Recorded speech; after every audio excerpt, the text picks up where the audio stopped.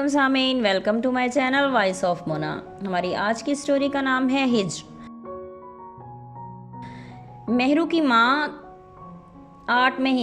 मेहरू की माँ तब इंतकाल कर गई जब मेहरू 8 महीने की थी।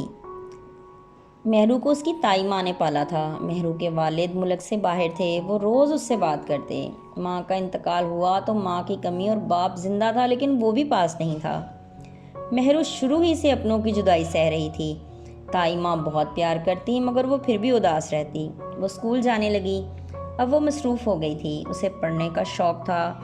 उसने अपने पापा की कमी को हद से ज़्यादा महसूस किया था। वो जब गिला करती तो वो नाराज़ होते कि रोज़ रोज़ बात करता हूँ, घंटों बात करता हूँ, पर वो रोने लगती।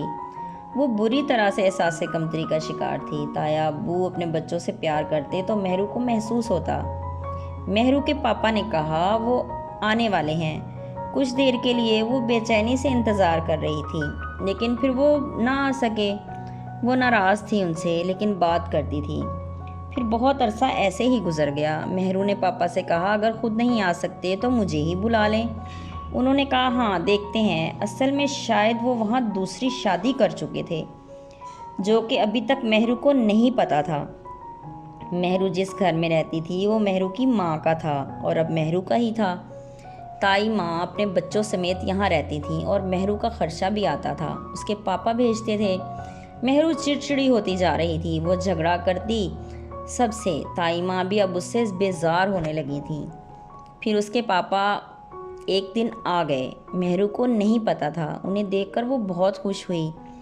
वो रहने आए थे। फिर एक दिन मेहरू को पता चल ही गया कि पापा वहाँ शादी कर चुके हैं। मेहरू उस दिन पापा से बहुत नाराज़ हुई। उसका दिल बुरी तरह से टूटा। पापा ऐसे कर सकते हैं, वो तो समझती थी उसके लिए मेहनत कर रहे हैं। फिर मेहरू अचानक खामोश हो गई। उसने बात करना छोड़ दिया। सब फिक्रमंद हो गए थे कि ये क्या हो गया। अचानक ताई माँ ने कहा उसकी खामोशी से मुझे डर लगने लगा है। पापा ने कहा कोई बात नहीं, देखता हूँ, पूछता हूँ।